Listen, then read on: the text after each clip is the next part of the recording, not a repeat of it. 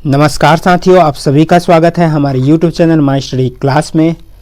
दोस्तों, आज का जो ये वीडियो है वह छत्तीसगढ़ शिक्षक पात्रता परीक्षा पेपर 1 का सॉल्व पेपर है, यानी कि पुराना प्रश्न पत्र है जो 2011 का है। इसमें आज मैं पर्यावरण का दिखाऊंगा। ठीक है साथियों, इससे पहले भी मैंने अलग अलग जो है सब्जेक्ट पर मैंने आपको पुराना प्रश्न पत्र दिखा चुका हूं, तो आप उस वीडियो का लिंक जो है हमारे डिस्क्रिप्शन में जाकर आप देख सकते हो। आज का जो वीडियो रहेगा वो पर्यावरण टॉपिक पर रहेगा। तो 2011 का ये पुराना प्रश्न पत्र है। इसी तरह की वीडियो और भी मैं यहाँ पे लाते रहूँगा। अगर आप हमारे चैनल पर नए हो तो चैनल को सब्सक्राइब जरूर कर लो, बेल आइकन जरूर दबा दो और वीडियो पसंद आए तो लाइक ज़रूर कर देना दोस्तों, और शेयर जरूर कर देना। ठीक है साथियों, तो आज का जो सब्जेक्ट है वो पर्यावरण से है। पेपर फर्स्ट है, पहली से 5वीं के लिए। ठीक है साथियों, तो आइए वीडियो की शुरुआत कर लेते हैं। तो यह है वो प्रश्न पत्र जो भाग 5 में था। इससे पहले हमने जो है हिंदी, बाल विकास, इनका जो है पहले से वीडियो बना चुका हूं 2011 का पुराना प्रश्न पत्र का। आज का जो वीडियो है वह पर्यावरण अध्ययन पर है। तो साथियों चलो वीडियो की शुरुआत कर लेते हैं। देख सकते हैं यहाँ पे आज का जो पहला प्रश्न है। तो यहाँ पे बताया गया है कि बच्चों में प्रतिदिन डायरी लिखने, मौसम दर्ज करने एवं उससे संबंधित प्रश्न पूछने पर बच्चों में किस कौशल का विकास होता है। तो आपका जवाब देना है। तो पहला है अनुमान लगाने का कौशल, लेखन का कौशल, संप्रेषण का कौशल या मापने का कौशल। तो किस तरह के कौशल का जो है विकास होता है। ठीक है साथियों, तो इसका जो है राइट आंसर हो जाएगा वो व्यापम द्वारा लिया गया था संप्रेषण कौशल। ठीक है साथियों, तो बच्चे अगर जो है प्रतिदिन डायरी लिखते हैं, मौसम दर्ज करते हैं और उससे संबंधित प्रश्न पूछते हैं तो ये संप्रेषण कौशल का विकास होता है। अगला है अर्थशास्त्र की मूलभूत अवधारणाओं की समझ विकसित की जा सकती है। बाजार के रोल प्ले का आयोजन करवाकर, बैंक पोस्ट ऑफिस का भ्रमण करवाकर, मूल्य जैसी अमूर्त धारणा को उदाहरण द्वारा व्यक्त करके या उपरोक्त सभी। तो इसका जो राइट आंसर है वो है उपरोक्त सभी। ठीक साथियों, ये उपरोक्त सभी यानी कि तीनों आएंगे, तीनों इसका राइट आंसर हो जाएगा।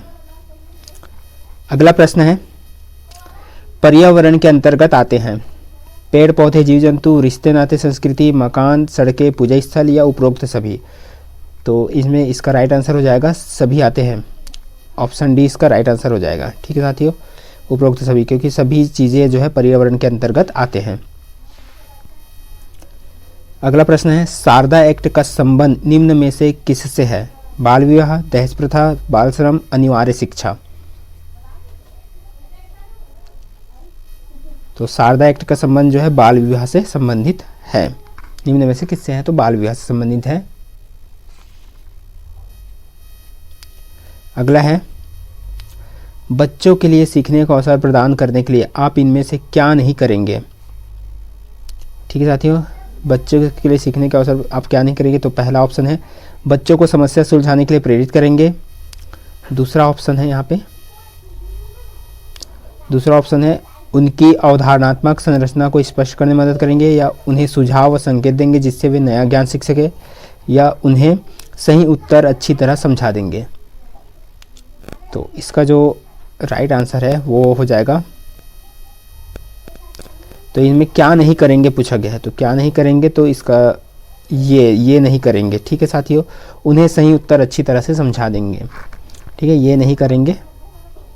तो 125 का जो है ये राइट आंसर ये हो जाएगा। ठीक है, आप अच्छे से देख लेना दोस्तों। अगर आप पहले से प्रैक्टिस कर रहे हो, पहले से अच्छी तरह पढ़ाई कर रहे हो तो आपको ये अच्छे से जल्दी समझ आएगा, क्योंकि बार बार अगर प्रैक्टिस करते रहोगे ना तो ही ये बार बार समझ आएगा। पहली बार में तो ये समझ नहीं आएगा, इसलिए जो है बार बार आप इसके लिए प्रैक्टिस करते रहिए।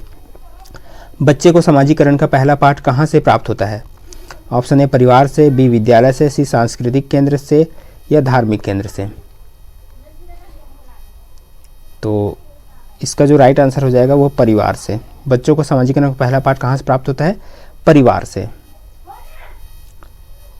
127वां है, यानी कि अगला प्रश्न है प्रोटीन का सर्वोत्कृष्ट स्रोत है दूध, मांस, सोयाबीन, अंडा।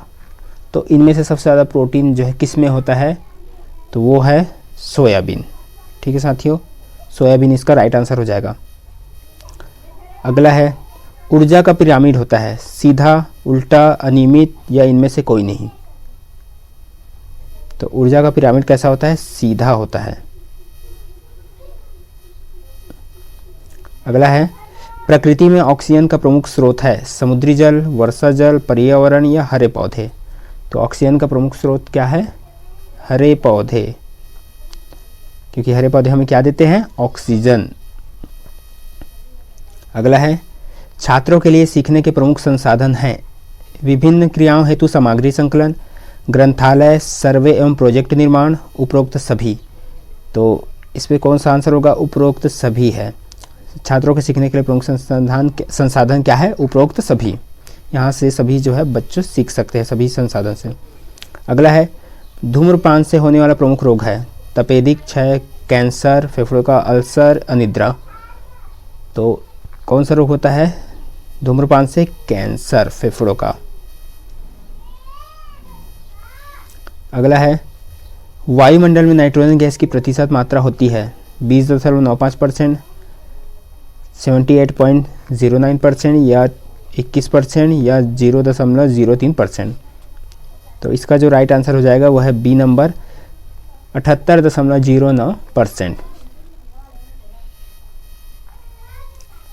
विटामिन ए की कमी से होने वाला रोग है ए रिकेट्स, बी रतौंधी, सी स्कर्वी, डी क्वासियोरकर। तो विटामिन ए की कमी से कौन सा रोग होता है? रतौंधी। ठीक है साथियों, यह आपको अब ध्यान में रखना है। अब आप देख रहे हो यहाँ पे क्वेश्चन जैसे देख रहे हो तो आपको समझ आ रहा होगा कि किस किस तरह से क्वेश्चन यहाँ पे पूछे जाते हैं। तो यहाँ पे पर्यावरण बोला गया है, तो यहाँ पे बायोलॉजी से भी, यहाँ पे थोड़ा सा केमिस्ट्री से भी इस तरह से जो है प्रश्न यहाँ पे आ रहे हैं। ठीक साथियों, विटामिन से संबंधित प्रश्न आ रहे हैं, गैसों से संबंधित प्रश्न आ रहे हैं। ठीक साथियों, बायोलॉजी से संबंधित यहाँ पे प्रश्न आ रहे हैं, रोगों से संबंधित प्रश्न आ रहे हैं। तो इसी तरह से आप तैयारी कर सकते हो। विश्रामावस्था में स्वस्थ व्यक्ति की हृदय की प्रति मिनट धड़कन होती है ए 72, बी 70, सी 75 या डी 80। तो यहाँ पे स्वस्थ व्यक्ति की जो है हार्ट बीट यानी कि हृदय की धड़कन होती है, कितना होती है? 1 मिनट में 72 बार धड़कता है। ठीक है, ये आपको याद रखना है, 1 मिनट में जो है 72 बार धड़कता है। प्राकृतिक एवं सामाजिक सांस्कृतिक पर्यावरण के बीच अंतःक्रिया का उदाहरण है वनों की कटाई, शिकार, निर्माण कार्य या ये सभी। प्राकृतिक एवं सामाजिक संस्कृति पर्यावरण के बीच अंतःक्रिया का उदाहरण है। कौन कौन सा आएगा इसमें देख सकते हो आप। तो 135 का जो आंसर हो जाएगा ये सभी आएगा। ठीक है साथियों, ये सभी इसमें आ जाएंगे। अगला है, इस प्रश्न को ध्यान से पढ़िएगा साथियों। पर्यावरण अध्ययन की कक्षा में विद्यार्थियों में खोज से संबंधित दक्षताओं का विकास करने हेतु एक शिक्षक निम्न में से किसका चुनाव करेगा? ऑप्शन ए है पाठ्य वस्तु को निर्धारित समय में पूरा करेगा, ऐसी पाठ्य वस्तु जिसे अधिकांश विद्यार्थी पसंद करे, ऐसी पाठ्य वस्तु जो विद्यार्थियों के लिए महत्वपूर्ण हो, या ऐसी पाठ्य वस्तु जो विद्यार्थियों के दैनिक जीवन से जुड़ी समस्या हो। तो कौन से किसका चुनाव करेगा एक शिक्षक? तो इसका जो राइट आंसर हो जाएगा वो है ऑप्शन डी, क्योंकि ये पता चल रहा है यहाँ से, ऐसी पाठ्य वस्तु जो विद्यार्थियों के दैनिक जीवन से जुड़ी समस्या हो। ठीक है साथियों, एक बार और इसको देख लो कैसा क्वेश्चन था ये और इसका आंसर क्या था। अगला है, विद्यालय शिक्षा में सही शिक्षक छात्र अनुपात है 1:30, 1:40, 1:50 या 1:60। तो कौन सा है सही? ये 1:30 का अनुपात। ठीक है, 1:30। अगला है, मौसम के दृष्टिकोण से उष्णकटिबंधीय प्रदेश का प्रमुख लक्षण है वर्ष भर गर्मी रहना, ठंड में अधिक ठंड एवं गर्मी में हल्की गर्मी, साल भर अधिक जाड़ा या ठंड, ठंड में कम ठंडी एवं गर्मी में हल्की गर्मी। तो उष्णकटिबंधीय प्रदेश का प्रमुख लक्षण क्या है? वर्ष भर गर्मी रहना। ऑप्शन ए इसका राइट आंसर है। उष्णकटिबंधीय इलाका यानी कि जो हमारा इलाका है वो उष्णकटिबंधीय इलाका है, यहाँ वर्ष भर गर्मी रहता है, यानी कि ठंड के मौसम में थोड़ा बहुत ठंड पड़ेगा। अगला है, पर्यावरण की पाठ्यचर्या में शामिल होना चाहिए बच्चों के अनुभव, स्कूल का वातावरण, उपयुक्त पाठ्यक्रम या उपरोक्त सभी। तो इसका आंसर पता चल रहा है उपरोक्त सभी, यानी कि तीनों शामिल होना चाहिए। तो अगला प्रश्न है, दिन और रात होने का प्रमुख कारण क्या है? सूर्य का अपनी धुरी पर घूमना, चंद्रमा का अपनी धुरी पर घूमना, पृथ्वी का अपनी धुरी पर घूमना या उपरोक्त सभी। आपके हिसाब से क्या लगता है दिन और रात क्यों होता है? तो इसका जो राइट आंसर हो जाएगा वो है पृथ्वी का अपनी धुरी पर घूमना। पृथ्वी जो है अपने अक्ष पर घूमता है, यानी कि अपनी धुरी पर घूमता है, इसी वजह से जो है दिन और रात होता है, यानी कि पृथ्वी अपने जगह पर ही घूमता है। और ये एक चक्र जो है 24 घंटे में पूरा करता है। इस ठीक है साथियों, तो जो है इसी वजह से जो है दिन और रात होता है। पृथ्वी जब अपनी जगह पर घूमता है तो दिन और रात होता है, और पृथ्वी जब सूर्य के चारों ओर घूमता है तो मौसम बदलता है। ठीक है साथियों, तो पृथ्वी का अपनी धुरी पर घूमना ये दिन रात होने का प्रमुख कारण है। अगला है, बच्चों के सीखने के तरीकों पर सबसे पहले अध्ययन करने वाले व्यक्ति थे जीन पियाजे और एलन वाइगोत्स्की। जीन पियाजे और ब्रूनर, एलन वाइगोत्स्की और ब्रूनर, ब्रूनर और स्पीयरमैन। तो इसका राइट आंसर हो जाएगा ऑप्शन ए, जीन पियाजे और एलन वाइगोत्स्की। अगला है, प्राकृतिक पर्यावरण के प्रमुख घटक हैं सभी जीव, भू आकृतिक कारक, जलवायु कारक या उपरोक्त सभी। तो इसका तो आंसर हो जाएगा उपरोक्त सभी, ये तीनों हो जाएंगे। ठीक है, प्राकृतिक पर्यावरण के प्रमुख घटक। अगला है, पर्यावरण अध्ययन की कक्षा में बच्चों के अनुभवों को महत्व देना चाहिए क्योंकि बच्चों को अपनी बात बताने में आनंद आता है, इससे बच्चों का आदाई कौशल परिमार्जित होता है, अभिव्यक्ति की कौशल का विकास होता है, या विषय को बच्चों के अनुभव से जोड़ने पर सीखने की प्रक्रिया को बढ़ावा मिलता है। तो इसका राइट आंसर क्या होना चाहिए?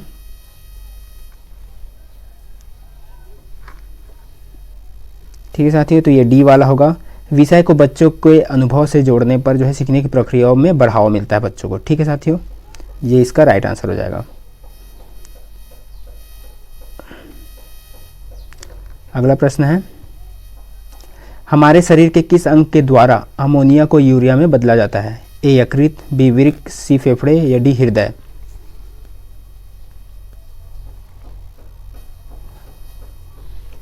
तो इसका राइट आंसर हो जाएगा ए यकृत।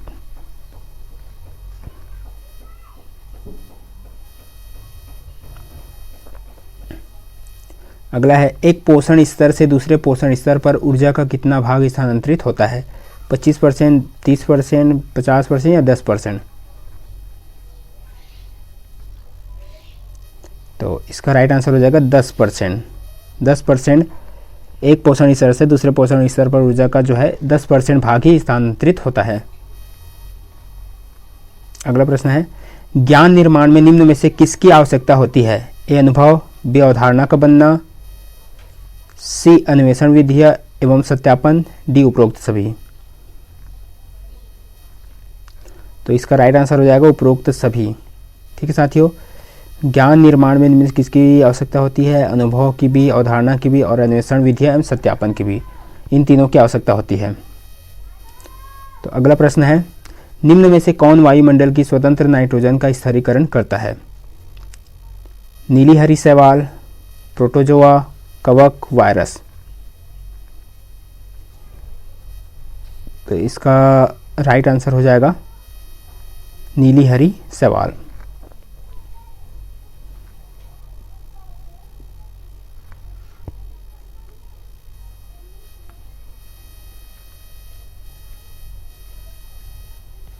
अगला है, सामाजिक बुराइयों का उदाहरण है बाल विवाह, दहेज, बाल श्रम, उपरोक्त सभी। तो इसका राइट आंसर हो जाएगा उपरोक्त सभी।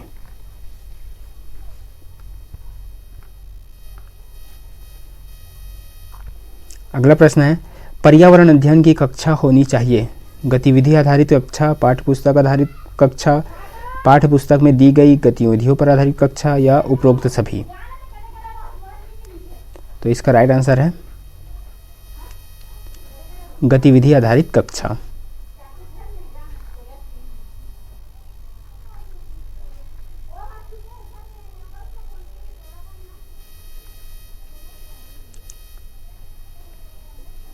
अगला है, बच्चों में सामाजिक भावना का विकास करने के लिए निम्न में कौन सा प्रयास सर्वोत्तम है?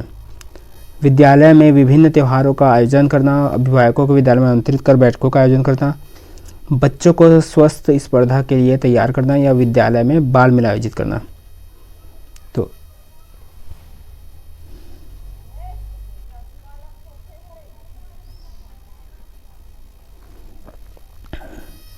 तो इसका जो राइट आंसर हो जाएगा, वो सटीक राइट आंसर है, वो है विद्यालय में बाल मेला का आयोजन करना। ये इसका राइट आंसर हो जाएगा। दोस्तों देखने में तो ऐसा लगता है कि सभी आंसर आएगा, लेकिन हमको जो है सटीक आंसर लेना है और व्यापम ने जो है यही आंसर लिया है। आप इसका भी देख सकते हो, इसमें भी ऐसे लग रहा है कि सभी हो सकता है, मगर गतिविधि आधारित कक्षा होगी तो पर्यावरण अध्ययन की में जो है पर्यावरण अध्ययन के लिए पूछा जा रहा है। ठीक है साथियों, तो पर्यावरण अध्ययन के लिए गतिविधि आधारित कक्षा होगी तो ज़्यादा बेटर होगा। तो इसी तरह से हमको आंसर देना है जो सटीक हो। ठीक है साथियों, तो यही होता है। तो आज की वीडियो में बस इतना ही। वीडियो को देखने के लिए बहुत बहुत धन्यवाद साथियों। वीडियो पसंद आए तो लाइक ज़रूर कर दीजिएगा और सब्सक्राइब ज़रूर कर दीजिएगा। तो मिलते हैं इसी तरह और अगले वीडियो के साथ।